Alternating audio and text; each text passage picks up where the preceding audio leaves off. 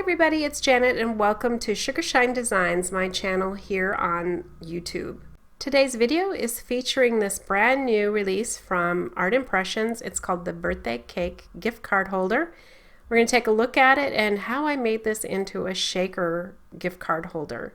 So let's get started. So here's a prototype of the gift card holder birthday cake accessory. This is what I put with my die set so that I kind of know what it looks like when I come to make it again. Now this is the actual die set. It has all the pieces you need. It includes a lot of things like the frosting, the confettis, the cute little cupcake, and the cherry, the candle. And this is just one of many sets you can use to decorate the gift card envelope. And this is the envelope that you need to go with this set if you're going to use it as a gift card holder. Now, the nice thing is you can use this to make lots of different varieties and types of decorated gift cards because of the other sets like this new birthday cake gift card holder set. And I should tell you the numbers. This is number 5407. And the envelope itself is number 5344. So this one is the first one I made after I made the prototype, and I love how it turned out using some fancy paper with foiling. It will shut in the back like this, and I made it so that the fold exactly happens where the base of the candle is, so it folds nicely. It has all the pieces in the die set used, and it gave me a lot of ideas about what to try. And that's how I landed on this one. I made a couple of these and I'm going to show you how I went about changing it from a flat piece to a shaker card piece. And again, I've made it so that the back of the envelope could shut, but this time the candle stands up and is really cute and shows completely even when it's closed. So to make this, you start out with the actual envelope, and here it is cut out. And I used Birthday Wishes by Echo Park for this. It's a great birthday set if you want to check into some fun birthday confetti style type papers. It's a 12 by 12 scrapbook set. Anyway, after I cut this out, you can easily follow the score lines that it puts into the paper with the die, and then you just seal it shut. Now I choose to seal it so that the seams are hidden. I guess you could wrap the seams around the back of it too, whatever you wanted to do. I think it looks a little neater this way, but it certainly could be done either way, I think.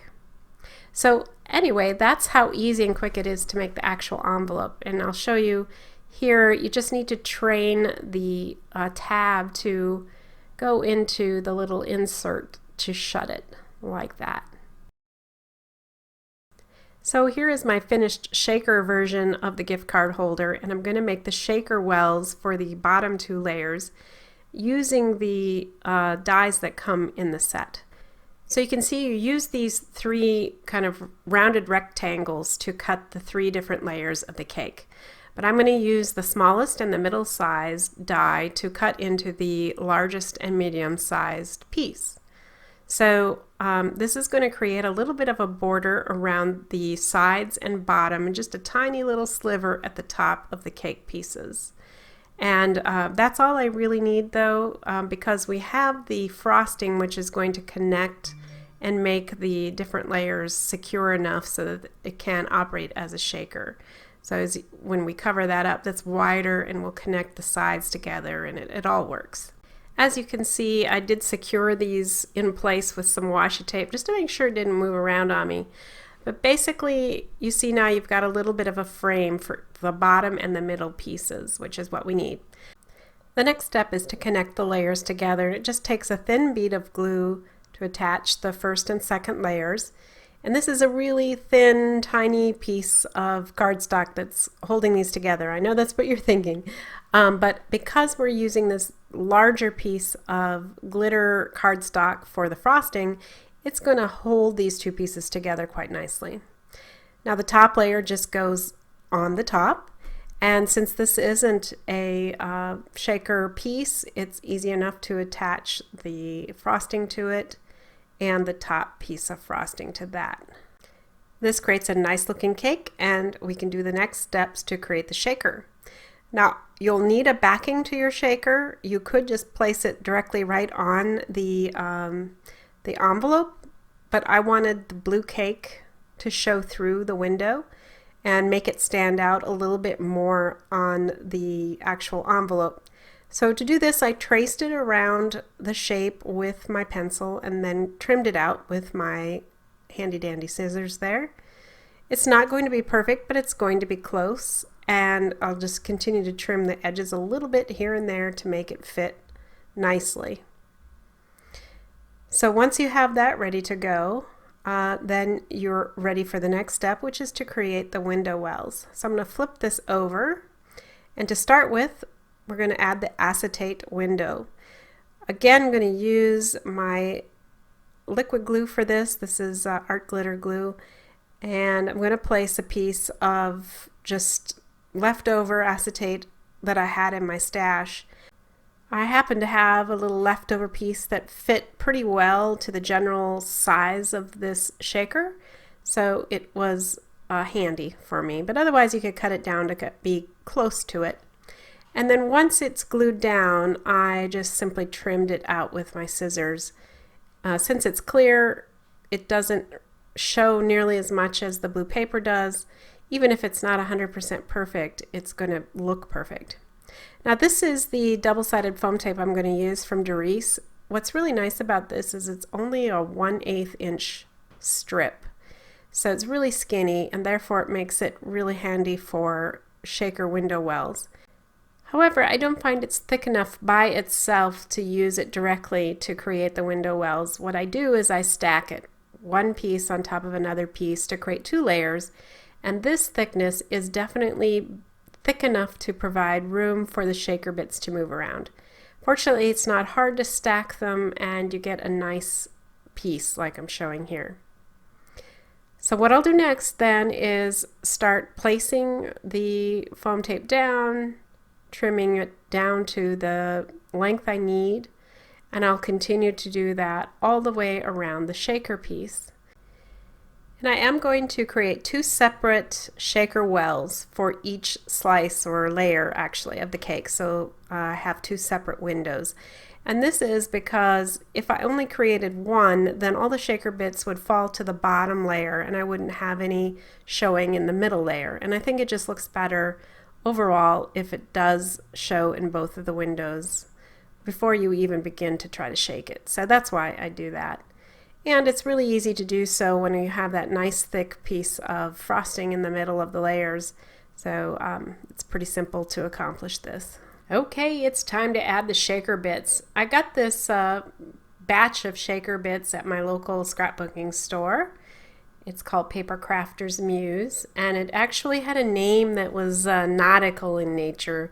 It has a lot of blues, but it also has these white squares, and so I thought it fit the theme of this birthday cake pretty well.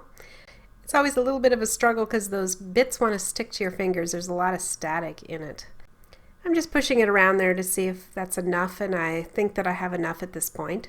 So now I need to just add a few strips. I think I just did 2 actually at the top layer of the cake.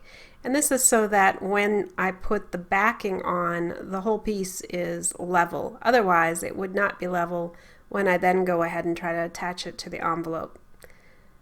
I feel like I'm wasting a little bit of this tape by doing it, but the thing is that it needs to be the same height as the rest of the window wells, so it really becomes so much easier just to use a couple short strips for this. After removing all the adhesive backing, then you can place the backer on the shaker. And this is a little tricky to get exactly right, and because I had cut my backer so closely to the shape of the front of it, I did have to trim a few pieces off a second time, and you can see a little bit of my foam tape showing there too, but that doesn't show on the front, and that's the most important thing, and there's enough there to hold the shaker well together, which is the next most important thing. So fortunately, no one sees the back of this thing, so it can be as ugly as you need it to be. You don't have to worry if your cuts are straight or anything like that, just so that it's sealing those window wells. Now I cut 2 of the candles, one in yellow and then one in the white glitter, and I'm cutting off the flame piece and attaching that to the top of the candle, so we have a yellow flame. And after that, then I can move on to actually gluing the shaker piece onto the envelope. Simple dimple, just put some glue on that and attach it. You of course could use any glue for this. ATG or double-sided adhesive would work great too. So the trickiest part of this I found was just getting it straight actually. But eventually I felt good about that. And then we could put in the candle. You can't really tell, but I slipped it underneath a little bit, underneath the shaker piece just a little bit, and then some glue there is holding it in place too. So after that has set, it's going to be in pretty good shape and you should be good to go. So there is that. Now the last piece is just to put on the sentiment, and this really cute tag comes from the envelope window set, which has some other options in it too. And for the sentiment, I'm going to pick Big Birthday Wishes from this new release set called Baby Critters Set. It's so cute, but I thought that fit kind of the big cake we've built here. I've used an enamel brad to cover up that hole, and I'm just going to glue the whole thing right on the cake. And I think that is adorable. Big birthday wishes with a great big birthday cake. And that completes this shaker gift card holder. It's a super great way to give a gift card and make it extra special. Well, thank you for joining me today on my channel. I hope you learned a few tips and tricks and enjoyed seeing this gift card holder. If you did, please give me a thumbs up and leave me a comment. I really appreciate that. And do check out my video description because I have a full list of supplies there for you. Thanks again so much, and I'll be back soon with another video.